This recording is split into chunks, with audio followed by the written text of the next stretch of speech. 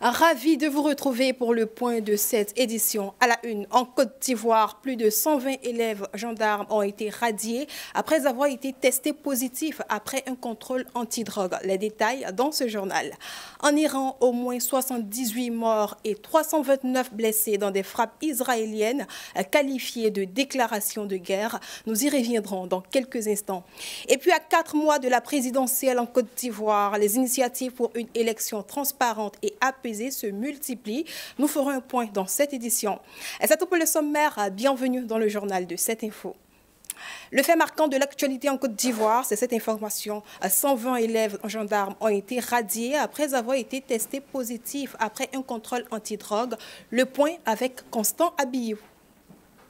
Selon une source auprès de la maréchaussée, tout est parti d'une séance de contre-visite médicale, comme c'est souvent le cas après un recrutement.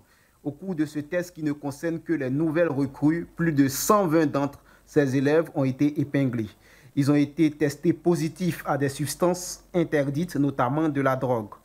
Informée, la hiérarchie a ordonné le jeudi 12 juin 2025 que les élèves gendarmes concernés soient immédiatement exclus des effectifs du corps en formation.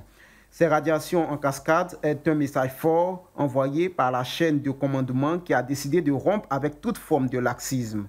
La tolérance zéro face à la drogue sera strictement appliquée, indique une source sécuritaire.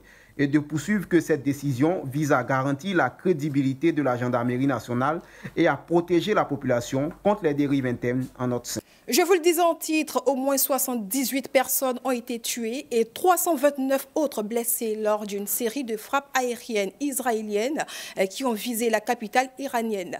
Le résumé des faits avec Irena Été et Ashley Duprat. L'opération israélienne, nommée Rising Lion, en français le lion s'éveillant, en référence à un passage de la Bible, devrait durer plusieurs jours. Plus de 200 cibles ont été touchées, notamment autour de Téhéran et à Natanz, un centre clé de l'enrichissement d'uranium. Plusieurs explosions ont secoué plusieurs villes, parmi les victimes des hauts gradés iraniens, dont le chef des gardiens de la Révolution, Hossein Salami, et le chef d'état-major, Mohamed Bagheri, ont été tués. Au moins 95 personnes ont été blessées. L'Iran qualifie ces attaques de déclaration de guerre et demande au Conseil de sécurité de réagir. Cet acte brutal, contraire à toutes les obligations internationales, confirme la nature criminelle du régime sioniste illégitime, qui a bâti son expérience sur l'occupation, l'agression et l'infanticide. La nation iranienne et les responsables du pays ne resteront pas silencieux face à ce crime. Et la réponse légitime et puissante de la République islamique d'Iran fera regretter à l'ennemi son acte insensé. De son côté, le président américain Donald Trump prévient d'attaques plus dures si l'Iran ne signe pas un accord nucléaire. Cette offensive israélienne visera à stopper le programme nucléaire iranien que Tel Aviv considère comme une menace directe. Et ce vendredi après-midi, Téhéran réplique également après des frappes aériennes qui ont une dizaine de blessés. Parlant d'avion, retour sur le crash de la compagnie Air India. Parmi les 242 passagers à bord, un seul a survécu à cette catastrophe. Écoutons à présent son témoignage. 1 minute après le décollage, l'avion semblait bloqué dans les airs. Au bout d'un certain temps, des lumières vertes et blanches se sont allumées, ce qui signifiait probablement que l'avion essayait de prendre de la vitesse pour décoller. L'avion s'est écrasé sur l'auberge.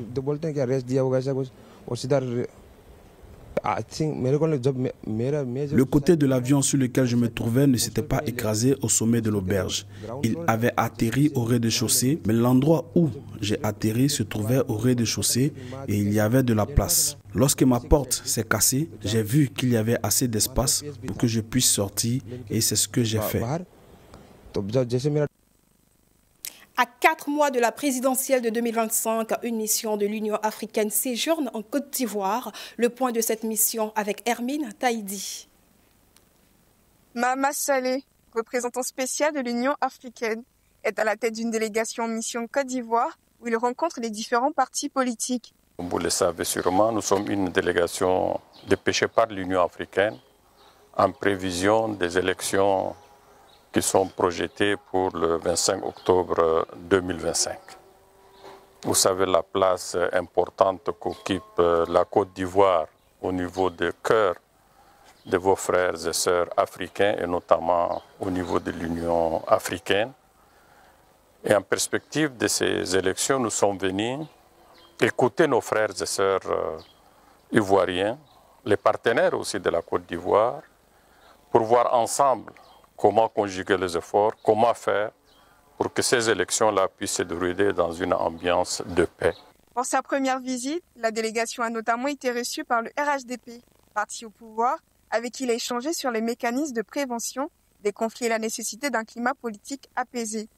Dans la continuité de cette mission, elle a rencontré la coalition pour une alternance pacifique en Côte d'Ivoire. Là, de nouveau, les échanges ont porté sur la nécessité d'un dialogue inclusif et d'un processus électoral serein. Et ce que nous souhaitons, c'est qu'elle puisse intervenir dans notre débat pour obtenir que nous ayons dans notre pays, là, en 2025, des élections paisibles, des élections propres, des élections inclusives, n'est-ce pas? Le message a été le même au siège du PDCI RDA. Dernière audience de la délégation de l'Union africaine, et non des moindres, celle avec le chef de l'État, Alassane Ouattara. Et c'est ce qui constitue l'essentiel de l'actualité sur cette info. Merci pour votre attention. Merci également à toute l'équipe technique pour la réalisation de cette édition.